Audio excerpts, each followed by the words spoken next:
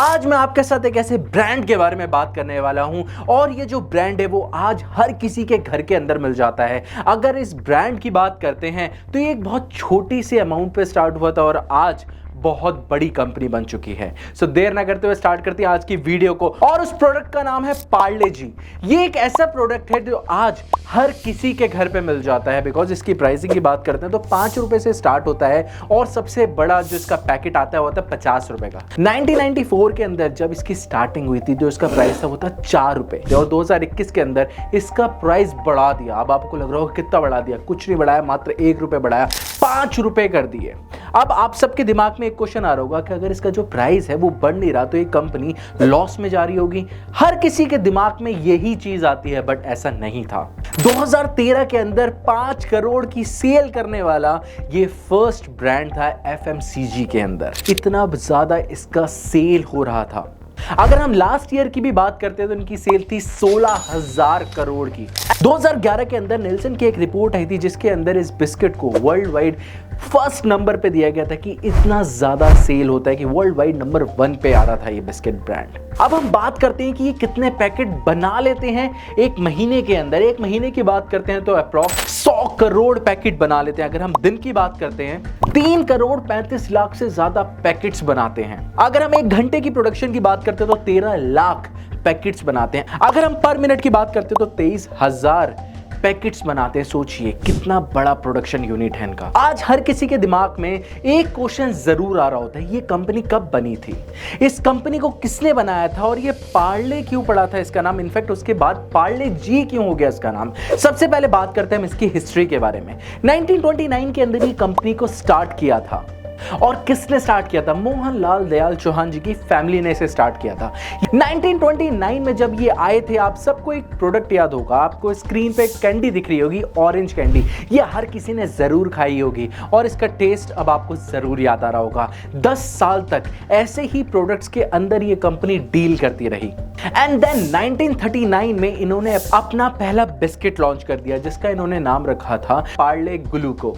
1939 to 1947 तक ये company British के लिए बिस्किट्स बनाती थी। बिकॉज जो ब्रिटिश लोग थे उनके यहाँ पे इन बिस्किट्स को सबसे ज्यादा खाया जाता था। अब आप सोचिए जो बिस्किट सिर्फ अमीर लोग खाया करते थे वो आम लोगों के बीच में आने लगा तो उस वक्त जो इनकी सेल थी वो आसमान में जाने लगी थी। बिकॉज आज जो इंसान बिस्किट नहीं खाता था बिकॉज वो बहुत महंगे होते थे, बट उनके पास भी वो प्रोडक्ट आने लगा तो डेफिनेटली इनकी सेल बूम करने लगी। अब हम बात करते हैं कि इनके जो ब्रांड है इसका नाम पार्ले कैसे बना। जो इनका फर्स्ट प्रोडक्शन यूनिट था जहां पर इनकी पहली फैक्ट्री लगी थी वो थी वार्ले पार्ले के अंदर।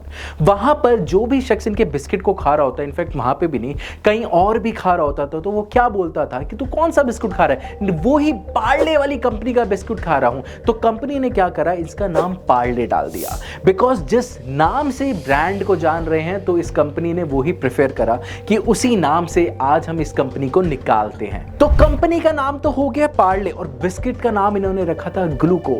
इसीलिए पार्ले ग्लूको के नाम से इन्होंने बिस्किट्स को निकालना स्टार्ट करा। बट यहां पर भारत के अंदर एक चीज होती है, अगर एक चीज चल रही है तो उसकी कॉपी आनी स्टार्ट हो जाती हैं। जब पार्ले ग्लूको अच्छा चल रहा था वहां पर ब्रिटानिया ने भी अपना बिस्किट निकाल दिया। ब्रिटानिया ग्लूको के नाम से उन्होंने भी बिस्किट निकाल दिया। उन्होंने बहुत सारे एक्टर्स से प्रमोशंस भी स्टार्ट करने लगे, मार्केटिंग भी स्टार्ट करने लगी। अब इनके दिमाग में एक चीज आने लगी कि सब मैंने स्टार्ट करा, प्रोडक्शन यूनिट मेरा था, मैंने यहाँ पे बिस्किट को लेके आया तो मेरा नाम क्यों नहीं चल रहा। अब इन्होंने यहाँ पे गेम चेंजर पॉइंट लाए, पार्ले स्पेस जी, पार्ले जी कर दिया और इस रेड रेस से अलग हो जाते हैं। अब इनकी मार्केट बिल्कुल अलग थी। आप सबके दिमाग में एक चीज आता है, पार्ले के नाम से बहुत सारे ब्रांड आ जाते हैं, पानी की बॉटल्स आ जाती हैं, फ्रूटी आ जाती है, चॉकलेट्स आ जाती हैं। आप बोलोगे सर ये कौन कौन सी कंपनीज है? बिल्कुल सही। जो इनके फादर थे मोहनलाल जी, इनके 5 बेटे थे।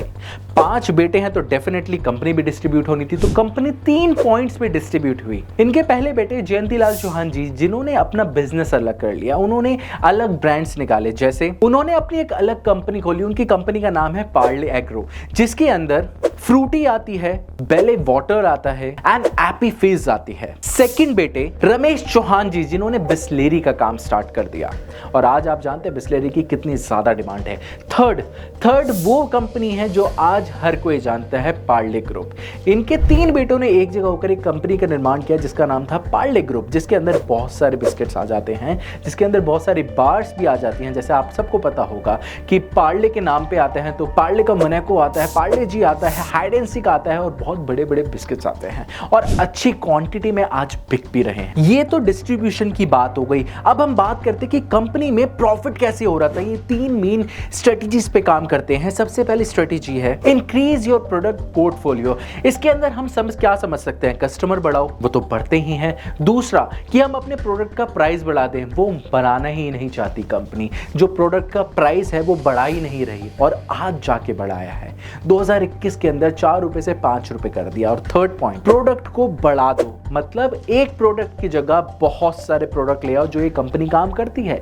आप सबने चीज देखी होगी, अगर मीठे बिस्किट्स की बात करते हैं तो आप पार्ले जी खा सकते हैं। अगर बोलते हैं कि हमें नमकीन बिस्किट खाना है तो मोनाको बिस्किट खा सकते हैं। अगर हम बोलते हैं कि हमें कुछ और खाना है तो क्रैक जैक खा लो यार, बहुत सारे बिस्किट्स। अगर हम चॉकलेट्स की बात करते हैं तो हाइड एंड सीक आ जाता है। अगर मैं बोलता हूँ हाइड एंड सीक कंपनी एक अलग कंपनी होती है तो लोग कितना ट्रस्ट करते हैं, बहुत कम। अगर उसके ऊपर पार्ले लिखा हुआ है तो डेफिनेटली लोग पार्ले नाम से इस बिस्किट को खा रहे हैं। इन्होंने अलग अलग सेगमेंट्स के अंदर भी काम करना स्टार्ट करा। फॉर एग्जांपल 1963 के अंदर एक बार निकाली, एक चॉकलेट बार जिसे हम बोलते हैं किस मी। हर किसी ने इस चॉकलेट को, इस टॉफी को जरूर खाया होगा और डेफिनेटली खाया होगा। कमेंट बॉक्स में जरूर बताइएगा आप सबको ये टेस्ट याद है या नहीं। 1983 के अंदर मेलोडी निकाल दी, जो आज एक क्वेश्चन होता है कि मेलोडी इतनी चॉकलेटी क्यों है। 1986 के अंदर इन्होंने मैंगो बाइट निकाल दी जो बहुत ज्यादा बिकती है। आज भी लोग मांगते हैं इन टॉफीज को, इन कैंडीज को। सेकंड स्ट्रेटजी है साइलेंट इंक्रीज प्राइसिंग। आप बोलोगे सर प्राइस इंक्रीजिंग, बिल्कुल। आज इन्होंने 2021 के अंदर 5 रुपए कर दिया अपना प्राइस। आपको जरूर याद होगा जब हम 5 रुपए का बिस्किट लेके आते थे पार्ले जी का, वो इतना बड़ा होता था। आज ये जो 11% एक्स्ट्रा आपको लिखा हुआ दिख रहा होगा, एक स्ट्रेटजी होती है, बट जो वेट होता है वो 55 ग्राम ही होगा। तो इन्होंने क्या करा, अपनी जो कॉस्ट थी उसे तो नॉर्मल रखा, बट जो क्वांटिटी थी उसे कम करने लगे। यहां पर प्राइस स्टेबल रहा। लोगों को यही लगता रहा कि इसका जो प्राइस है वो नॉर्मल है, छोटा सा अमाउंट है, बट जो इसकी क्वांटिटी थी वो प्राइस से डाउन जाती है। अब यहां पर क्या हो रहा था, प्राइस तो वही था बट इनका जो प्रोडक्शन में पैसा लग रहा था वो कम लगने लगा है। इसीलिए इनको बोलते हैं silent increase pricing. Third point, इसी के अंदर हम इनकी पैकेजिंग की भी बात करते हैं। आज ये जो पैकेट आता है ये एक प्लास्टिक के नॉर्मल से पेपर के अंदर आता है। अगर हम स्टार्टिंग के पैकेट्स की बात करते तो एक ब्रांडेड सा लुक देता था और उन्हें ऐसा लगता था हाथ पकड़ के कि हाँ आपने एक प्राइम प्रोडक्ट को पकड़ रखा है। इसीलिए यहां पर इनकी जो प्राइस है वो बढ़ नहीं रही, बट कॉस्ट कटिंग ये जरूर। अब हम बात करते हैं थर्ड पॉइंट के बारे में, जो होती है लोकेशन स्ट्रेटेजी। आज इनका जो बिस्किट है वर्ल्ड वाइड हर जगह बिक रहा है, तो वो क्या करते हैं, वो अपनी मार्केट सबसे ज्यादा जहां पर है वहां से 50 से 60 किलोमीटर दूर अपना एक प्रोडक्शन यूनिट डाल देते हैं, जिससे जो फ्लो है वो ज्यादा जल्दी चलता रहता है। फ्लो जल्दी चलेगा तो मार्केट के अंदर प्रोडक्ट जल्दी जाता रहेगा, प्रोडक्ट जल्दी जाता रहेगा तो कस्टमर्स हमारे प्रोडक्ट को खरीदते रहेंगे। यहां पर पैसा जल्दी बनता है। यहां पर कंपनी क्या कर रही है, जब भी ज्यादा यूनिट्स के ऑर्डर आते हैं वो जल्दी से बनाते हैं, मार्केट के अंदर फ्लो बन जाता है, जिसका जो कस्टमर है इसी की वजह से पार्ले जी की कभी भी आपने तंगी नहीं देखी होगी। मार्केट के अंदर हर वक्त अवेलेबल रहता है पार्ले जी। जैसे कि मैंने आपको बताया कि हर जगह अपनी मैन्युफैक्चरिंग यूनिट खोल लेता है। वर्ल्ड वाइड बहुत सारी जगह ऐसी होती हैं जहां पर ये अपनी मैन्युफैक्चरिंग यूनिट नहीं खोल सकते। वहां पर ये क्या करते हैं, वहां पर ये करते हैं कॉन्ट्रैक्ट मैन्युफैक्चरिंग। वहां पर ये समझाते हैं कि मशीन कौन सी लगेगी, प्रोडक्ट कैसे यूज करना है, बनाना कैसे है।